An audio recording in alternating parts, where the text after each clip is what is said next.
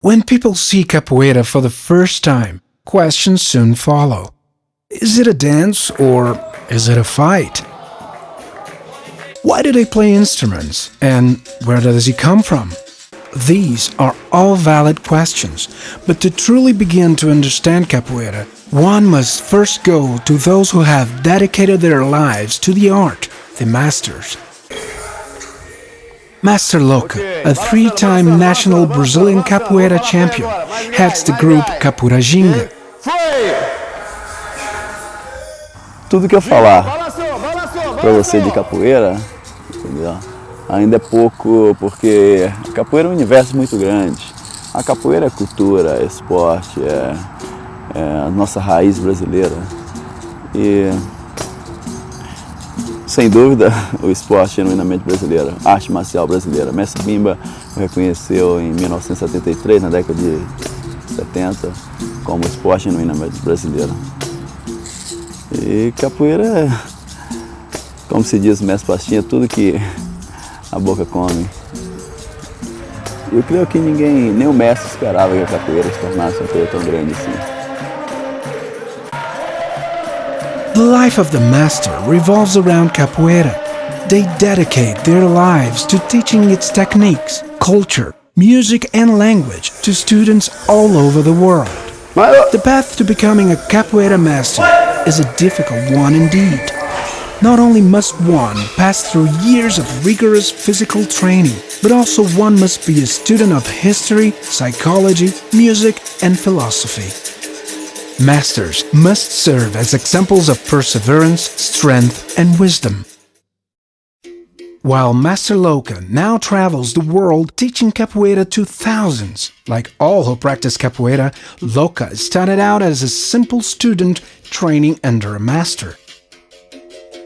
O comércio catiguara era uma coisa bem difícil de treinar. Muita gente ia lá procurar para treinar e não aguentava o ritmo de treino dele, saía. E o catiguara era uma pessoa que muito misteriosa, entendeu? Às vezes no pé de brimbal, te pegava na sua mão para sair no jogo e você pensava, oh, vai brincar, numa boa. Daí a pouco, coisa de segundo, já estava te colocando pro chão e dando, chutar muito rápido e dando muito chute. Master Catiguara pushed his students very hard, preparing them for whatever challenges they may encounter on the city streets or in life. Já me acertou vários chutes que eu ficasse sem treinar meses, andando quase de muleta. Já me deu várias quedas de cortar a cabeça. Tem um L aqui na minha cabeça, uma queda que ele me deu uma vez. Uma não, várias, né? Vários chutes. Isso era normal da coisa. E treinava descalço e aquela brita pedra, entendeu? Era difícil treinar. E tinha que falar que estava bem, porque se não treinasse, era problema. De todos os alunos que começavam com catiguara, ninguém ficava meses, 3, 4, 5 meses. Não passava da segunda graduação, já estava saindo e falava que ele era muito violento. E eu fui até o fim. E eu queria aprender, e eu gostava da coisa. Gostava não, eu gosto, né? Amo a capoeira. Formei a mestre com ele, sou o único mestre formado com ele. E com a mestre Catiguara.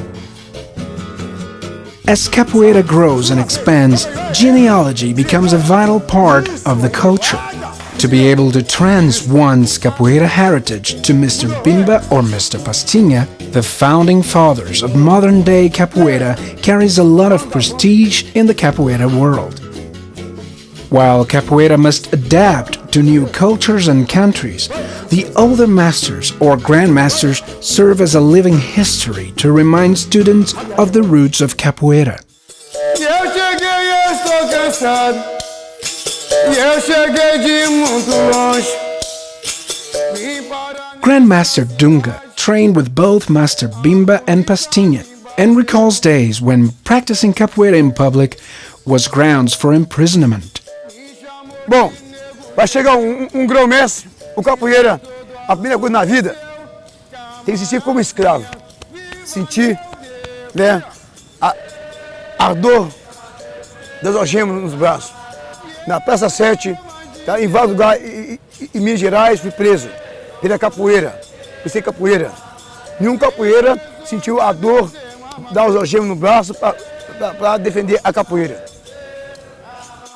While capoeira today is a Brazilian national sport and it's growing worldwide, this was not always the case. For hundreds of years, it was associated with criminality, poverty, and ignorance. These perceptions stem from capoeira's history. Due to the lack of written records, the history of capoeira has an oral tradition that is shrouded in mystery and folklore. Some say capoeira developed as slaves took chickens to sell at markets as a fun diversion. Others say that it developed spontaneously among the black communities throughout Brazil. One final theory held by scholars is that capoeira was developed by African slaves as a means of escaping plantations owned by the Portuguese. Portugal, como é um país pequeno, precisava ampliar o seu território e, com medo de outros países ocuparem antes dele, Portugal avança para o oceano para ampliar os seus domínios. Então ele vai para a África e depois ele vem para a América. E aqui na América, ele a princípio encontra os índios da costa brasileira, mas o índio que aqui habitava era um índio de cultura diferente da cultura europeia, bastante diferente. A visão dele era a visão de viver com a natureza. Ele colhia, ele pescava, ele caçava, então ele não tinha necessidade de trabalhar. Então isso começa a ter um confronto, porque o índio não queria trabalhar e o português começa a querer escravizar o índio, para botar ele para trabalhar. Então os índios começam a fugir, o território era dele. E foi possível ele então trazer o negro africano para aqui, para o Brasil. The Africans were captured and forced onto the slave ships bound by chains. Conditions on the ships were absolutely unimaginable. Documented accounts state that one could smell a slave ship on the ocean from 20 miles away. Well, slave ships. What can I say? The first thing I think of when I think of the body is the total ownership of the body by another person. So I think of, somebody being chained down in a slave ship with someone else's head between their thighs to make room, in spoons and spoon fashion, with people sick and dying and giving birth and all the things that happened in slave ships. How much more of a degradation of the body can that be? Os navios vinham com mais de 300 negros, porque como era um comércio muito lucrativo, quanto mais negros se colocasse dentro do navio, maior seria o lucro. Mesmo que perdesse alguns, mas no total dava um lucro bom. Então a comida que era colocada para os negros não era uma comida tão boa. E muitas vezes, na maioria das vezes, esses negros chegavam com a barriga com desinteria, né? O intestino com infecções intestinais. The Atlantic crossings were some of the most horrific forced migrations that have ever taken place. For those that survive, however, the nightmare would only get darker. Upon arrival, families and tribes were split up. Slave owners did not want their slaves to be able to communicate with each other, or to establish bonds of trust, and separation was an attempt to stamp out any means of resistance. Então, na hora de colocá-los à venda, eles não poderiam estar ali com desinteria e feridos. Então, davam um banho de óleo, né? Passavam óleo, botava a pólvora para cobrir os ferimentos. E aqueles que estivessem com desinteria, entupia o ânus com estopa. Aí ele não podia ficar ali defecando na frente das pessoas, só quando ele fosse vendido. Então tirava. Então era um sofrimento muito grande. Bom, os negros aqui vão passar por uma situação muito difícil, porque o escravo não tem aspiração nenhuma. O pensamento dele é o pensamento do dono. Ele não é nada. Ele não tem vontade. A vontade dele é a vontade do seu senhor, né? E ele fica nessa situação, mas começa a ter movimentos no meio dos negros para a libertação. Esses movimentos isolados no interior, a gente vai chamar de um certo movimento guerrilheiro dos negros, mais no interior, que vão formar quilombos afastados das fazendas onde eles estavam. Os quilombos eram aglomeração de negros que se refugiavam, né, e para enfrentar o seu dono. Aí a gente vê surgir nos negros também essa cultura da capoeira, né? A capoeira, que era uma dança, eles faziam da dança uma arma muito forte, porque eles não tinham acesso ao metal. Então, os negros precisavam de ter o domínio do corpo para poder brigar. Então, nas noites, nas senzalas, eles treinavam e os brancos, pensando que eles estavam dançando, na realidade eles estavam aprendendo uma arte marcial. Eles praticavam a capoeira como dança na frente dos senhores, dos engenhos, porque eles viram que era uma dança, simplesmente uma brincadeira. Mas nos matos ele praticava a capoeira como luta, entendeu? Tanto que eles fugiram dando cabeçada, dando muitos chutes, muitas patadas, fugiram muitos capoeiristas, entendeu? It's a response to slavery. It's a way that people turned to each other and could show bravery and strength in the face of oppression and horrible conditions. Those who were able to escape from the plantations would unite to form their own tribes known as quilombos.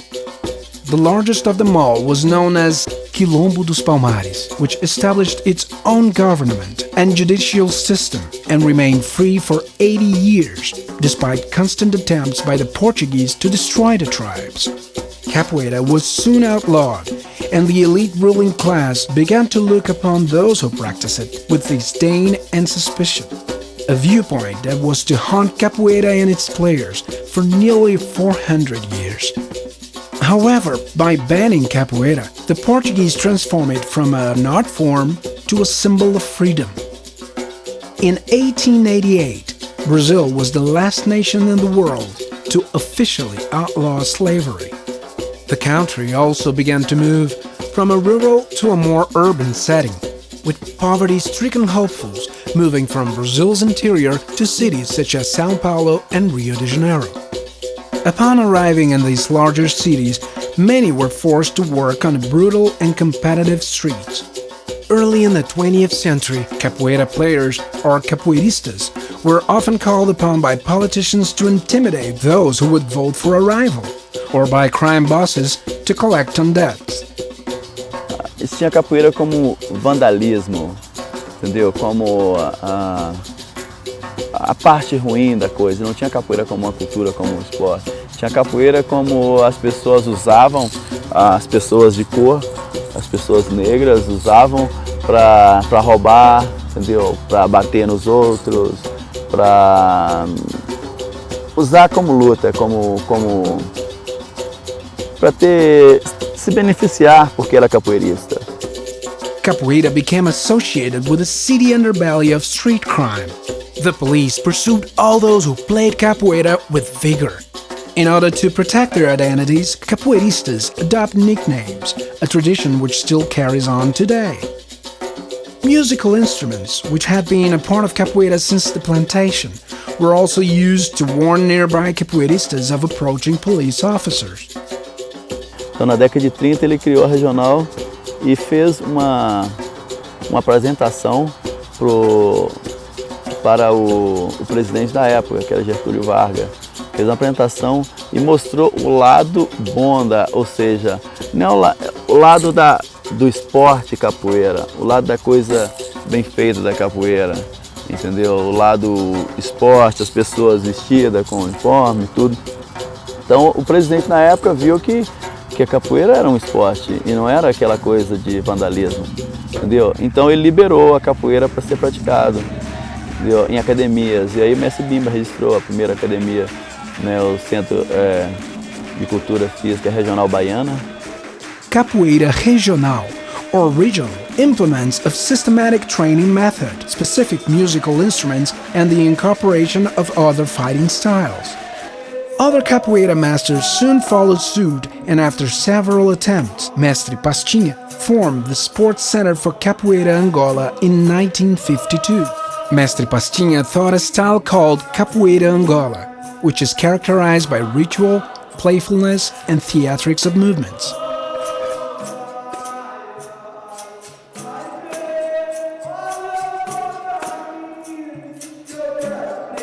Quando eu vim para o Brasil, para os Estados Unidos, eu estava em 48 países. Hoje a capoeira está a mais de 140, 150 países a capoeira está. Então cresceu muito, muito, muito, muito. E cresce cada dia. The movements and songs of capoeira are laden with rich significance, drawing from slave experience, oral histories, nature, and spirituality. They combine to form an empowering culture of resistance for victims of oppression. When a person feels oppressed, they will turn to the things that mean the most to them and create artwork, music, dance, events that will help them through this terrible experience. Não há capoeira, entendeu? Não existe roda de capoeira se não tem um berimbau, certo? Esse é o que comanda a roda, esse é o que comanda o jogo da capoeira. E a música, e se tem um instrumento, o berimbau, o pandeiro, a atabaque, o agogô, e o reco-reco, as coisas assim, o cachixi, tem a música te fala qual é o estilo de jogo que você vai estar. It's an interesting truth, I think, that pain and horror also bring out sometimes the worst in human beings, but also sometimes the best, the most creative. You remember your history, you create a dance form, you do the things that give you life and that keep that spark alive, otherwise it's going to go out. Capoeira music is filled with references to slavery and oppression. It also instructs one how to remain courageous in the face of hopelessness. Specialized thought says it's okay for us to own you, and subjugated knowledge is I am not going to be owned. I'm going to find a place in myself where I am free, okay? And that is where expressions like slave spirituals and capoeira come from. The need, I think, really that's it, isn't it? The need to have something that is free. The need to have something about oneself that is free. A pele é negra, negra como a própria noite. Olha as marcas dos açoites, por onde o sangue jorrava. E meu braço é forte. E assim vai, entendeu? São muita história, muita coisa gostosa que a música te fala ali no momento, que te dá energia para você jogar. It's not just singing like I saw in the film Amandla about South Africa under apartheid, people voicing it. It's also dance. It's also dance and athleticism and athletic movement. And capoeira is so about males' ability, the man's ability to show his physical strength and his prowess as a male. He is masculine. He is strong. Malicia, or the mind game within capoeira, plays an integral role in the culture of capoeira. While Malicia is sometimes playful and harmless, advanced players must be constantly wary of a cunning opponent, who will feign weakness only to attack without warning. Mas na verdade é uma brincadeira disfarçada em luta.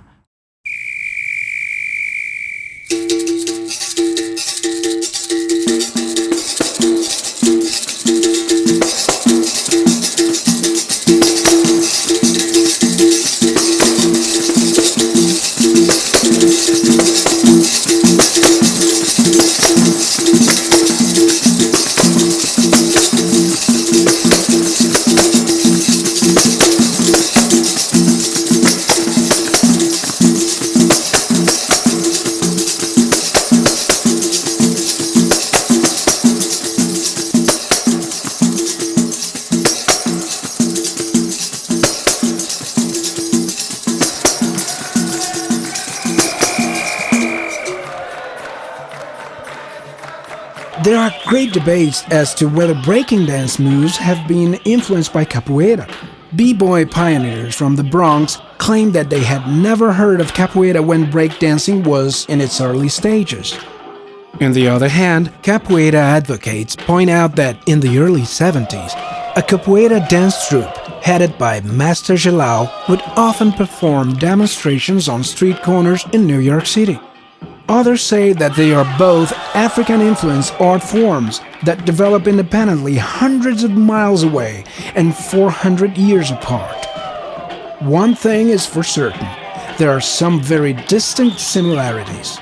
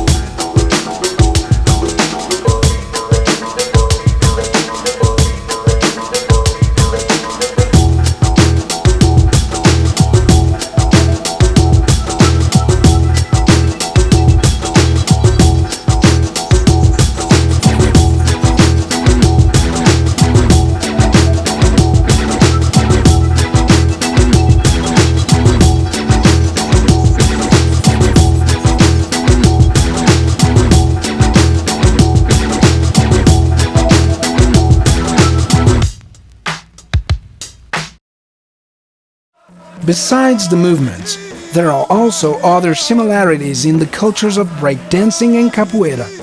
To control one's pace with style and fluidity are admitted in both cultures. Call and response and one-upsmanship also serve as important functions. Children growing up in the inner city South Bronx, one of the worst, on any scale, one of the poorest cities in the country, deteriorating housing, children seeing violence, deaths, etc., drug abuse, gang violence, everything. Kids who see that invented hip-hop culture, rap music, breakdancing, and graffiti. Guess what? Their authenticity, which was so real and so raw, totally touched American culture, and we've never been the same. I mean, you can't basically see a commercial these days that doesn't have some form of hip-hop in it. The master doesn't understand it often. But the master sees it, and I'm going to say the master in a very broad sense, because American culture is in many ways the master of African Americans now. They see the authenticity of it, and they end up being moved, touched, and changed by it. And they may co-opt it, or they may commercialize it, or they may adapt it for their own uses, and it can actually be corrupted in some ways. But I still believe that it has a true core, a true home, which was its real roots. Capoeira has also begun to be commercialized in American media. While elements of capoeira have been used in Brazilian commercials and films for years, it is a nationally recognized Brazilian sport and thereby identified by Brazilians as a native art form. In American media, however, capoeira elements are often used because of their aesthetic appeal, but often go unrecognized by the audience because the elements go unacknowledged by the American producers. Perhaps the most famous use of capoeira comes from a jingle in an American car commercial. Zoom, zoom, zoom. Test the best at your Mazda dealer now. Zoom, zoom, zoom. Capoeira mata Zoom, zoom, zoom. Capoeira mata Zoom, zoom, zoom, zoom, zoom. Capoeira. The capoeira song Zoom Zoom Zoom tells a story of slavery, inequality, and gives a warning of the lethal power of capoeira. The zoom zoom zoom of the Mazda commercial refers to the acceleration of driving an SUV.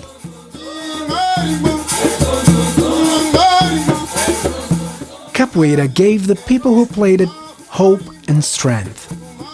It empowered them and brought them joy. 400 years later, people still play to the sounds of a berimbau, filling those same needs. In a time of uncertainty, perhaps the answers we are seeking cannot be bought or given to us by scientists or politicians. Perhaps they will only come from something new and beautiful, created from within ourselves.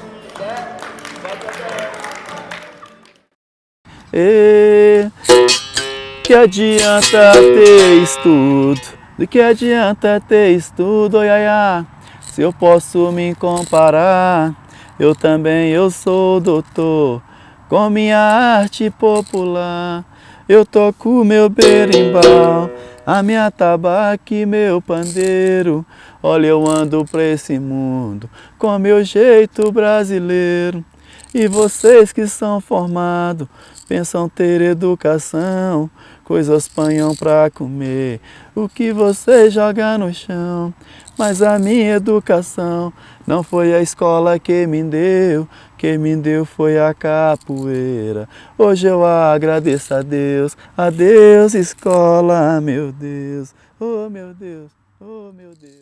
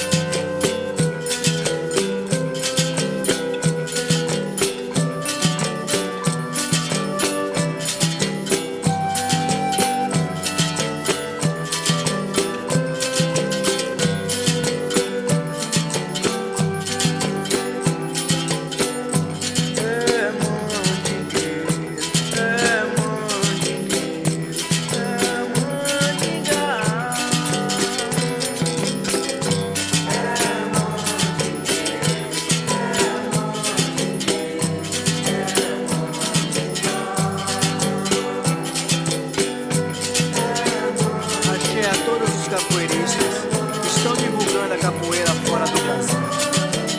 Aqui em Massachusetts, cidade de Boston,